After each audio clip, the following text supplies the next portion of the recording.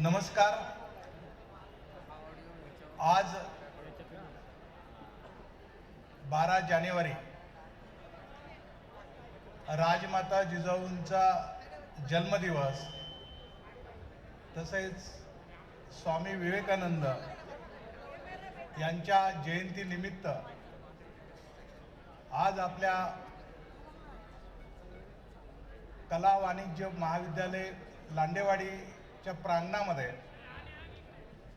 आज या ठिकाणी आपण राजमाता जिजाऊ शिक्षण प्रसारक मंडळ यांचा दरवर्षी होणारा कार्यक्रम जिजाऊ जयंतीनिमित्त जे आम्हाला सगळ्यांना जे बौद्धिक मिळतं व्याख्यानमालेच्या द्वारे, त्या द्वितीय पुष्प व्याख्यानाच्या निमित्ताने उपस्थित आजचे द्वितीय पुष्प ज्यांच्या व्याख्यान आपण ऐकणार आहेत ते आजचे प्रमुख पाहुणे माननीय श्री गणेश करे पाटील, संस्थापक अध्यक्ष यश कल्याणी ग्रामीण सेवाभावी संस्था पुणे. आजच्या कार्यक्रमाचे अध्यक्ष आपले मार्गदर्शक भोसरी विधानसभेचे प्रथम आमदार, राजमाता जिजाऊ शिक्षण प्रसारक मंडळाचे संस्थापक अध्यक्ष माननीय विलास लांडे साहेब, त्यांच्या सुविध पत्नी मोहिनीताई लांडे साहेब, या निमित्ताने संस्थेचे खजिनदार माननीय श्री अजित भाऊ गव्हाणे, शहराध्यक्ष राष्ट्रवादी काँग्रेस पार्टी पिंपरी चिंचवड शहर, स्टेजवर उपस्थित प्रसिद्ध व्याख्याते गणेश शिंदे सर, प्रमोद सर, माननीय श्री सुमित मुंगशे साहेब, स्टेजवर उपस्थित आमच्या सर्व शिक्षण संस्थेचे प्राचार्य doctor BN Pawar Dnyanbhakti college Dudulgaon, management कॉलेजचे डायरेक्टर प्राचार्य डॉक्टर धनंजय बागुल, ज्ञानभक्ती इंटरनॅशनल स्कूलच्या प्राचार्य नीतू अरोरा, स्कूल ऑफ नर्सिंगचे प्राचार्य doctor Sagar Kulkarni, institute of फार्मसीचे प्राचार्य doctor Ravindra Chintamani, intelligent cadet international school Indrayani नगरच्या प्राचार्य सौ CB राजू, स्टेजवर उपस्थित सर्व मान्यवर, प्राध्यापक, शिक्षक, शिक्षकेतर कर्मचारी आणि माझ्या प्रिय विद्यार्थी बंधू भगिनी, अशी संधी, खरं तर आजची जी संधी आहे ती आपल्याला एक विशेष संधी, आपल्या कॉलेज जीवनामधील हा प्रसंग आपल्याला निश्चितच आठवणीत राहील असंच मी या निमित्ताने आपणा सर्वांना सांगू इच्छितो.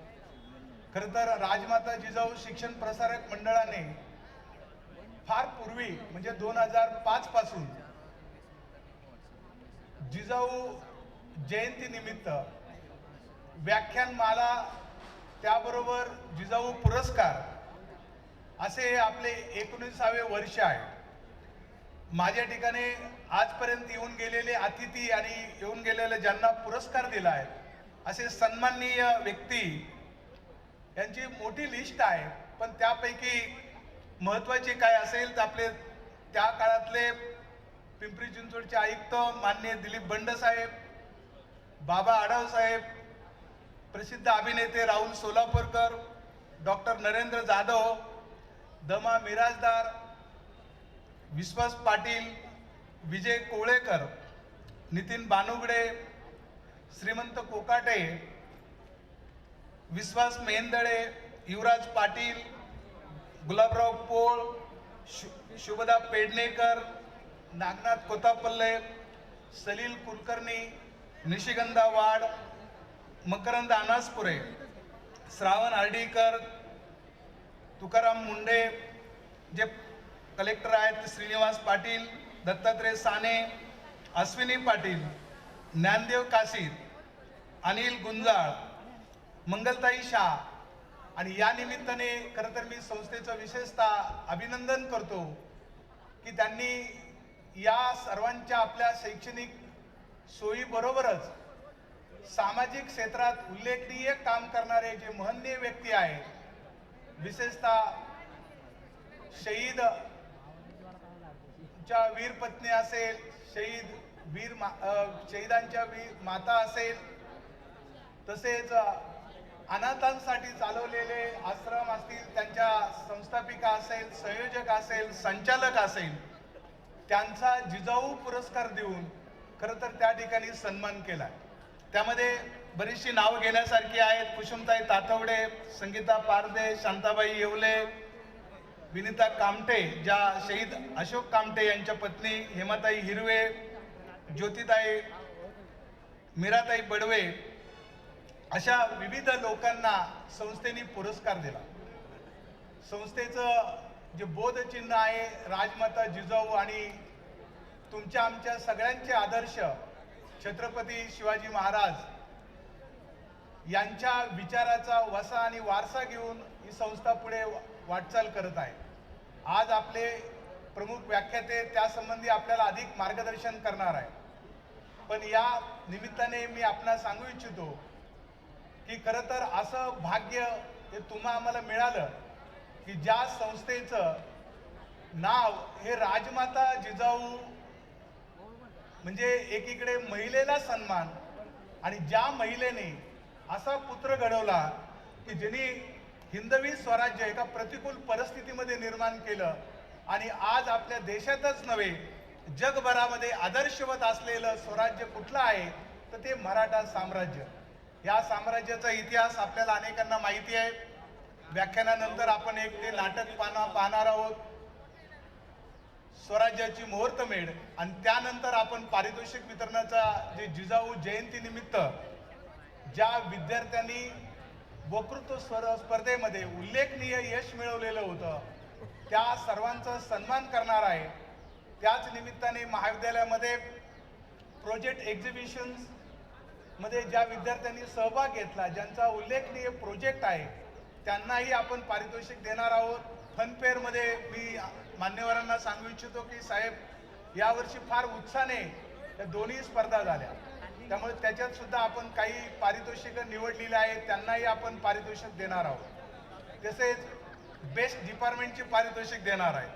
मी परत एकदा विद्यार्थी जे समोर आहेत त्यांना सांगू इच्छितो की असा प्रसंग आपल्या जीवनामध्ये शिक्षण घेत असताना आला, त्याबद्दल आपण निश्चितच भाग्यवान आहात.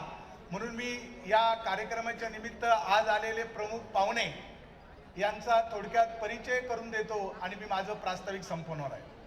खरं आजचे जे प्रमुख पाहुणे आहेत श्री गणेश करे पाटील, हा तुमच्यासारखाच एक साधा विद्यार्थी.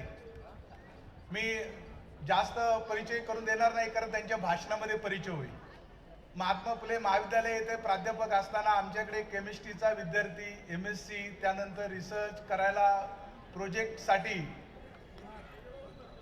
केंद्र शासनाच्या सिमेंट प्रयोगशाळेमध्ये प्रोजेक्ट करताना घरची प्रतिकूल परिस्थिती असताना अर्न अँड लर्न स्कीम, कमवा आणि शिका योजनेमध्ये कसा भाग घेतला, त्याचबरोबर NSS मध्ये कसा उत्तम वक्ता, अनेक ठिकाणी त्यांनी वक्तृत्व स्पर्धा जिंकलेल्या आहेत, असा पाहुणा आज आपल्याला लाभलेला आहे. या गणेश करे पाटलांनी पुढे जाऊन फार कमी वयामध्ये, म्हणजे 2009ला पोस्ट ग्रॅज्युएट झाले, ते करत असताना त्यांनी एका रुग्णाची सेवा केली दीनानाथ मंगेशकर रुग्णालयामध्ये, की ज्या ठिकाणी त्या रुग्णाला पेपर वाचून द्यायचं, त्यांचं प्रबोधन करायचं, या संदर्भाची छोटी छोटी कामं केली. त्या व्यक्ती आणि त्या संबंधित जे पेशंटचे मुलं जी परदेशात होती त्यांचा एवढा त्यांच्यावर विश्वास बसला की त्यांना एक यश कल्याणी ग्रामीण सेवाभावी संस्था ही पुणे येथे स्थापन करून दिली. त्यांचं मूळ गाव काळवडी, तालुका करमाळा, जिल्हा सोलापूर इथे आहे. आणि हे करत असताना त्यांनी सांगितलं की सर, मला माझ्या गावाकडे माझ्यासारखे अनेक विद्यार्थी जे शिक्षण घेत आहेत, प्रतिकूल परिस्थितीत शिक्षण घेत आहेत, त्यांना मला चांगलं शिक्षण द्यायचंय, या संदर्भात CSR फंड द्यावा.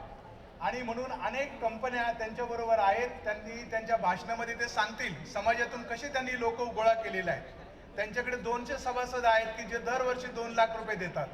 त्याचबरोबर अनेक कोट्यावधी रुपयाची ग्रँट त्यांच्याकडे येते आणि म्हणून ग्रामीण भागामध्ये खरं एक चळवळीचा कार्यकर्ता तुमच्या आमच्या मधला एक विद्यार्थी म्हणजे माझ्यासारख्या शिक्षकाला निश्चितच भूषणाव आहे की माझा विद्यार्थी इतका मोठा होतो आणि एवढ्या मोठ्या प्रमाणात त्याचं यश आज आपल्याला पाहायला मिळतं. अनेक वक्तृत्व स्पर्धा जिंकल्यात. ज्या वेळेस मी प्राचार्य म्हणून काम सातारा येथे करत होतो त्यावेळी मला तो सांगत होता मला काही खरं वाटत नव्हतं गणेश, पण ज्या वेळेस मला तू मागच्या वर्षी त्या ठिकाणी करमाळ्याला मी गेलो, आमचा त्यांनी सन्मान केला माझा आणि माझे गाईड डॉक्टर भारत काळे की ज्यांच्याशी त्यांचा संपर्क आला आणि मी जवळून कार्य पाहिलं की एक छोटा युवक जर त्याच्यामध्ये मनामध्ये काही ॲम्बिशन असेल, काही इच्छाशक्ती असेल तर तो किती मोठा होऊ शकतो. त्याचं मूर्तिमंत उदाहरण म्हणजे आजचे प्रमुख वक्ते. म्हणून मी अधिक त्यांचा परिचय या ठिकाणी थांबवतो आणि परत एकदा आपल्या सर्वांच्या वतीने, राजमाता जिजाऊ शिक्षण प्रसारक मंडळाच्या वतीने, माझ्या कुटुंबियाच्या वतीने प्रमुख पाहुणे आणि आपणा सर्वांचं स्वागत करतो आणि मी माझ्या विचाराला विराम देतो. जय हिंद, जय महाराष्ट्र.